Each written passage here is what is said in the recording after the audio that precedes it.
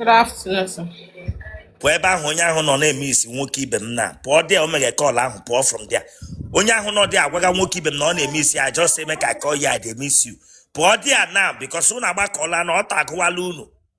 Ọta agụwala unu chi ejele taa wụrụ Sunday. Ọ dị ka period nke ya agwụla. Imunu no week period unu. Ọ dị ka period nke ya agwụla o misi wele mmadụ. Ọ ga-achọwa dị ọ ga-alụ. Ka ebi shina no yere anyị. Sir? Ka ebi shina no yere anyị. Lagos. Kpupu ihe ahụ ikpu n'isi. Akwe mana ihe ọbụla m mere ebe a ga-aba na social media niile m ga-adị iru ma enweghị interview.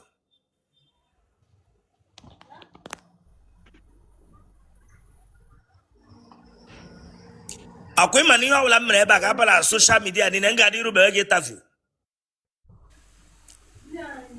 Ị na-ekwuli okwu. The way phone na la gabi ọtọ gị la azụ.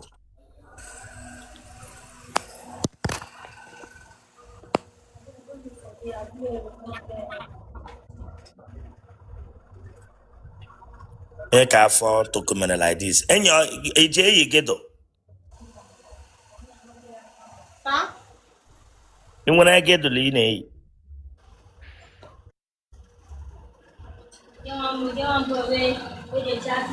Ije eyi gedo. Gịnị mere gị n'afọ? Nwere. Ị mụọla nwa? Ịmụbe nwa?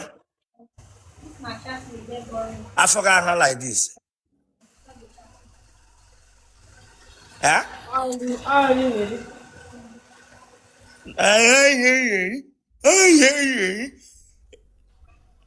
Ịmụbe nwa afọ ga aha like this. Gebe ịgwa m ihe ihe iwepụla nwa mbụ. Ịdị afọ ole? 24. Gị fakama lakodi azụ lazụ. Telero zana. Lakodi azụ lawa azụ.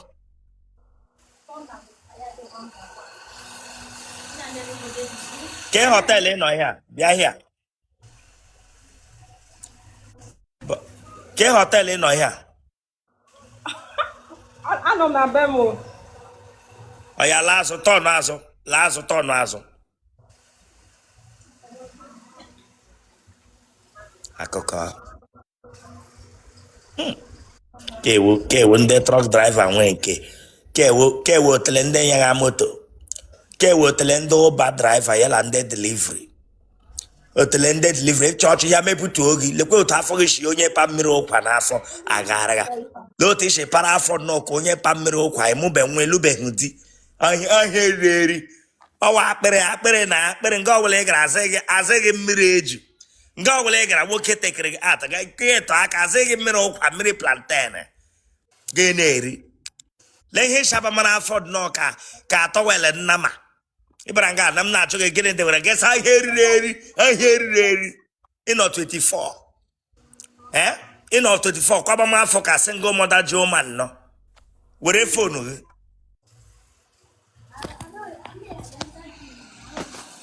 Wọf ahụ data alịka ahụ gịnị anọ na bed ahụ emeghe kọla. Pụ ebe ahụ alịka ahụ nọ dị emeghe kọla. Go outside now. Go outside now.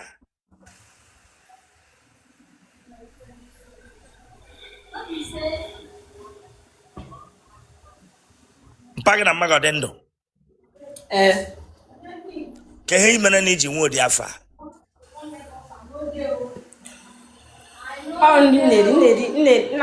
Na-aracha ice cream niile.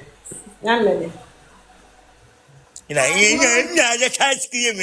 That's every time I say ice cream. Gana araga. And each and I forgot now. I say young girl now move and one forget the time on them. Go and work on yourself. Go and work on yourself. Go and work on your body, your afro.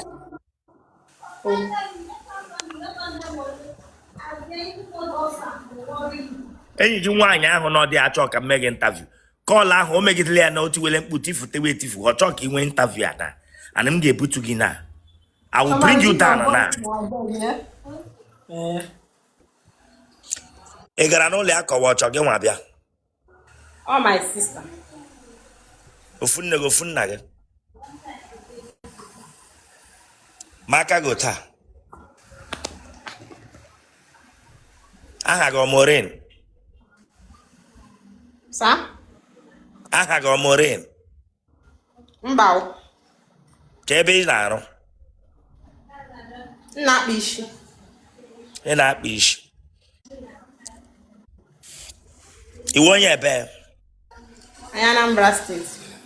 ebe na Anambra Nnewi Ikem. ebe na Anambra Ikem. ebe na Ikem Nando. ebe na Nando Sa? ebe na Nando Oloka. mmaghị na mpaghọ dị ndụ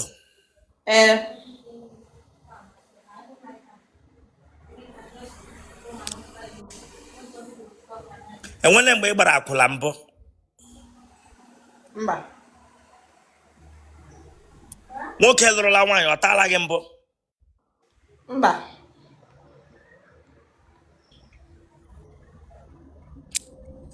ị gara ụlọ akwụkwọ mahadum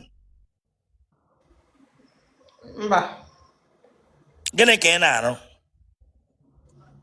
M na-akpa isi. enwele onye egbe eluigwe gbagburu ule n'ụlọ unu mbụ Mba. ike ọ na-akọ gị ụkọ Mba. enwele mgbe i butere infekshọn gị ga triti eyi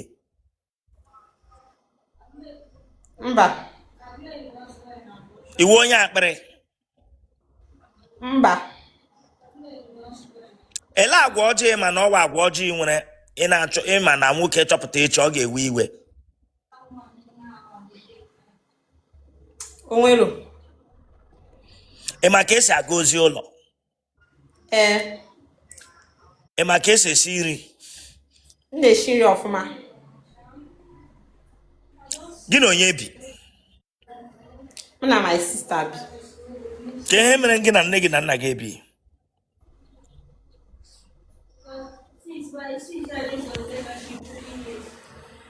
I'm from outside ndị achụ ego. ị hapụrụ nne gị hapụ nna gị at the age of which age ka ị nọ hapụ nne gị na nna gị pụọ asa gị ịchụ ego 23 years. ego ahụ ị gara ịchụ ịkpatala na ya ugbu a Akọrọ mba.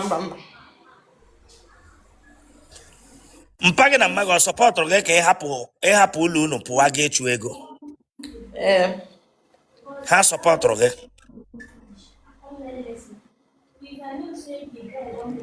ụmụnne gị ọ dị ole Adị 7.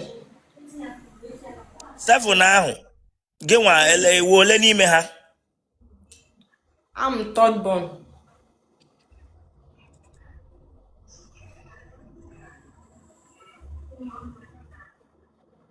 ele mgbe ị gara cheki ahụ gị n'ụlọ ọgwụ Last month.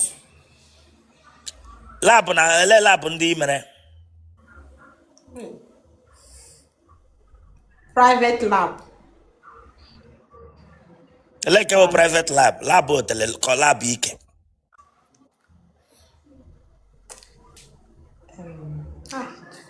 Echefugo m. imele labụ obiri na-aja ọcha mbụ Mba o. kemgbe ị pụrụ ụwa imebia mbụ Mba. ka ihe mere na imebe labụ obiri na-aja ọcha mbụ Maka enwere m obodo na-aja ọcha. Eburu m. imele labụ hepatitis mbụ Mba.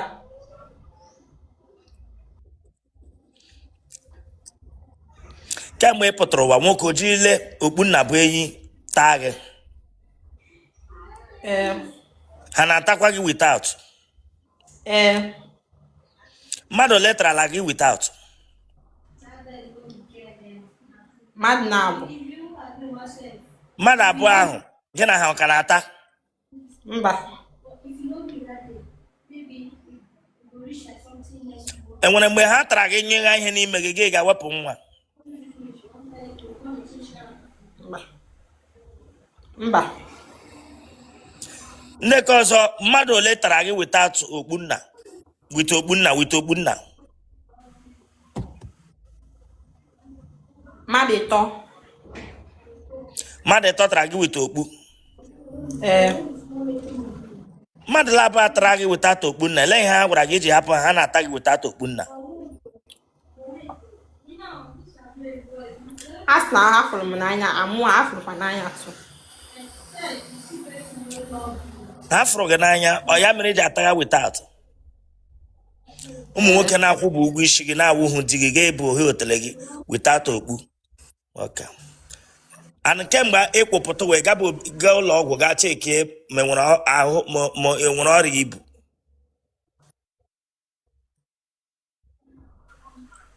Nwere.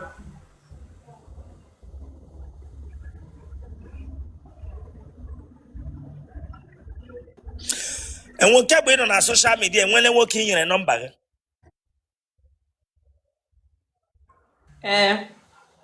Aha nwoke ahụ ọ gịnị?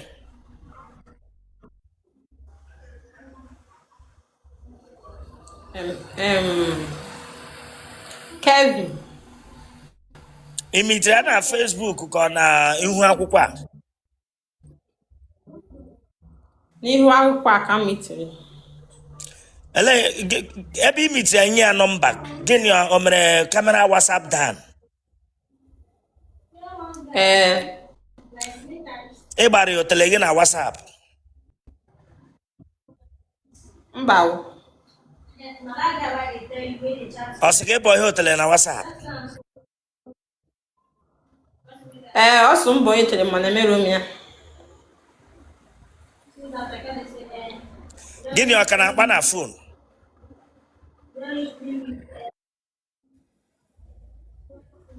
Mba.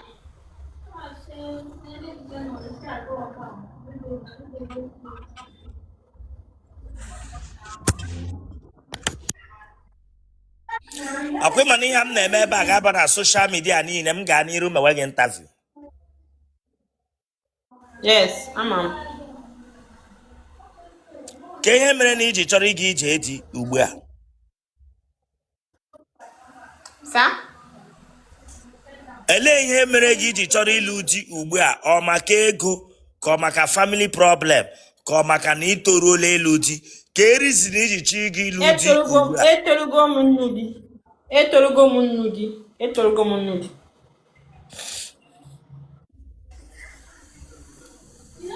Enwere otito toro gị n'ike? Mba. Mmadụ ole tarala gị kemgbe ị pụtara ụwa? Mmadụ 4. Ị nyụrụ mgbe a taga gị? Mba. Ka ihe mere na ịnyụ bụ ebe 4 people atala gị? Amakwa m. Enwela onye tarala gị mbụ gwa gị na ị na-eshi ushi? Mba. A sị na m dị neat.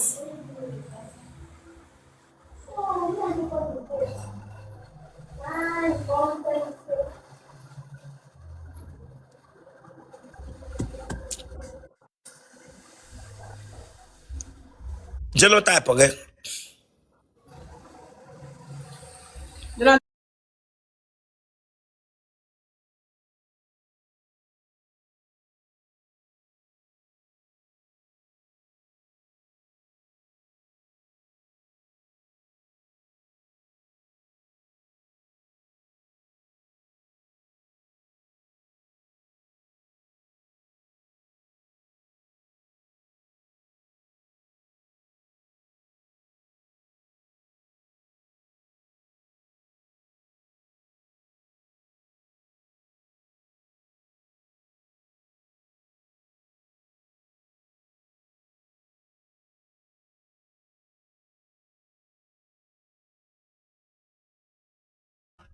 Now, listen to me.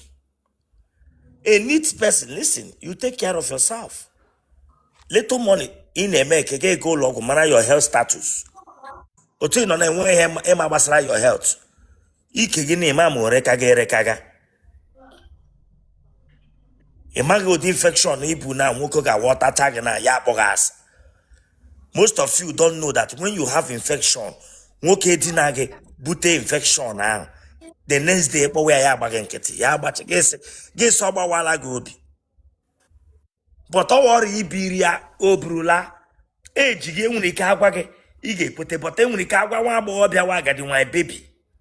That weka. Ma, or for my birilem infection, ma, 1 year, no 43 years old sugar mommy. So bilem infection, ya pamaram. Nkege bramumba. So at your age now, cramman egaro log na mana your hair start all ya go sni we need care. Give we take on treat yourself, save for ya, go good hospital.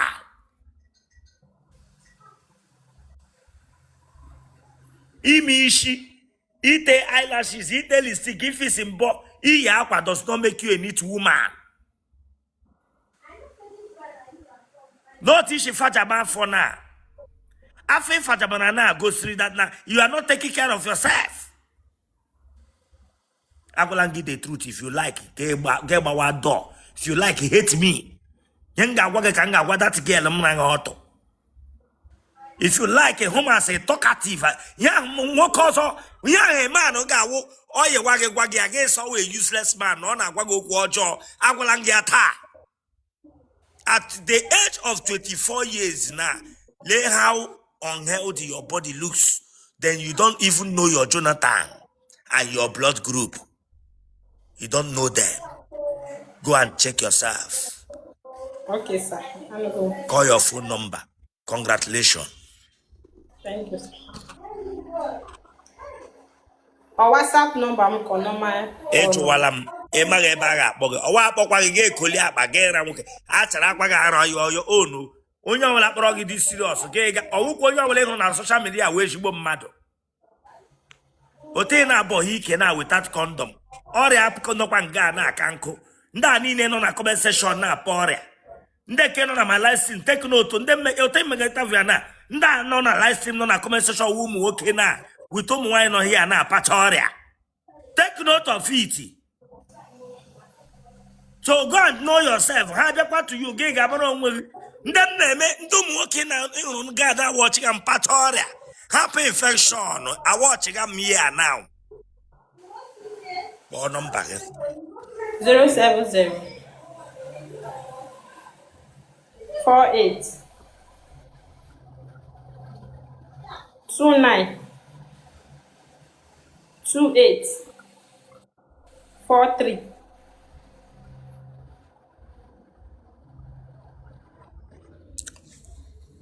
Men ma what's up ma him na-ekwu na ndị a niile nọchaghị apụ ọrịa ma that na him na-agwa this girl go and know yourself.